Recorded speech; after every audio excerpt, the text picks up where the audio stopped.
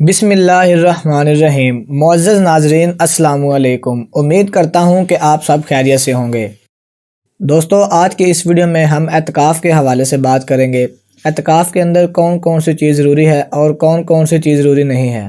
Video شروع کرنے سے پہلے اگر آپ نے ابھی تک ہمارا چینل سبسکرائب نہیں کیا تو چینل کو سبسکرائب کر لیں اور بیل آئیکن کو لازمی دبا دیں تاکہ ہر آنے والی ویڈیو کی نوٹیفیکیشن آپ تک پہنچ سکے۔ حضرت ابن عباس رضی اللہ تعالیٰ عنہ سے روایت ہے کہ رسول اللہ صلی اللہ علیہ وآلہ وسلم نے فرمایا، جو شخص اللہ کی رضا کے لیے ایک دن کا اعتکاف کرتا ہے تو اللہ تعالیٰ اس کے اور جہنم کے درمیان 3 خندقوں کو آڑ بنا دیں گے۔ ایک خندق کی مسافت آسمان و زمین کے درمیانی مسافت سے بھی زیادہ چوڑی ہے۔ ایک دن کے اعتکاف کی یہ فضیلت ہے تو رمضان المبارک کے آخری عشرہ کی اعتکاف کی کیا فضیلت ہوگی۔ خوش قسمت ہیں وہ لوگ جو رمضان المبارک کی گھڑیوں میں اعتکاف کرتے ہیں اور مذکورہ فضیلت کے مستحق اقرار پاتے ہیں۔ حضرت ابن عباس رضی اللہ تعالیٰ عنہ سے روایت ہے کہ نبی کریم صلی اللہ علیہ وآلہ وسلم نے فرمایا، اعتکاف کرنے والا گناہوں سے محفوظ رہتا ہے اور اس کی تمام نیکیاں اس طرح لکھی جاتی ہیں جیسے وہ خود کرتا ہو۔ اس حدیث میں اعتکاف کے فوائد میں سے 2 بیان کیے گئے ہیں۔ نمبر 1، معتکف جتنے دن اعتکاف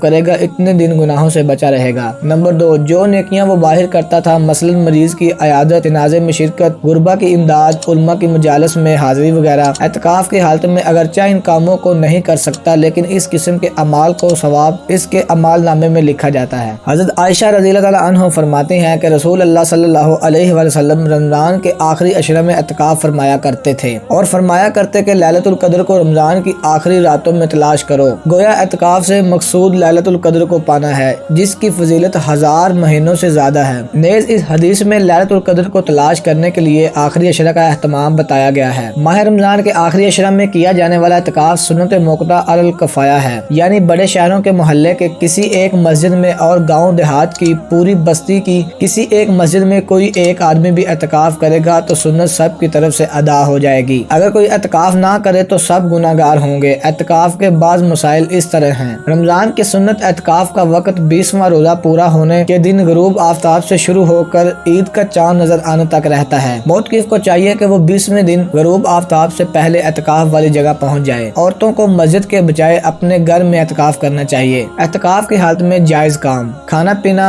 بشرط کہ مسجد کو گندا نہ کیا جائے، سونا، ضرورت کی بات کرنا، اپنا یا دوسرے کا نکاح یا کوئی اور عقد کرنا، کپڑے بدلنا، خوشبو لگانا، تیل لگانا، کنگھی کرنا بشرط مسجد کی چٹائی اور قالین وغیرہ خراب نہ ہو۔ مسجد میں کسی مریض کا معائنہ کرنا، نسخہ لکھنا یا دوا بتانا، لیکن یہ کام بغیر اجرت کے کرے تو جائز ہے ورنہ مکروہ ہے۔ برتن وغیرہ دھونا، ضرورت زندگی کے لیے خرید و فروخت کرنا بشرط کہ سودا مسجد میں نہ لایا جائے کیونکہ مسجد کو باقاعدہ تجارت گاہ بنانا جائز نہیں۔ عورت کا اعتکاف کی حالت میں بچوں کو دودھ پلانا، معتکف کا اپنی نشست گاہ کے ارد گرد چادریں لگانا، معتکف کا مسجد میں اپنی جگہ بدلنا، بقدر ضرورت بستر، صابن، کھانے پینے کے برتن، ہاتھ دھونے کے برتن اور مطالعے کے لیے دینی کتب مسجد میں رکھنا، ممنوعات اور مکروہات، بلا ضرورت باتیں کرنا، اعتکاف کی حالت میں فحش یا بیکار جھوٹے قصے کہانیوں یا اسلام کے خلاف مضامین پر مشتمل لٹریچر، تصویردار اخبار و رسائل یا اخبارات مسجد میں لانا، رکھنا، پڑھنا، سننا،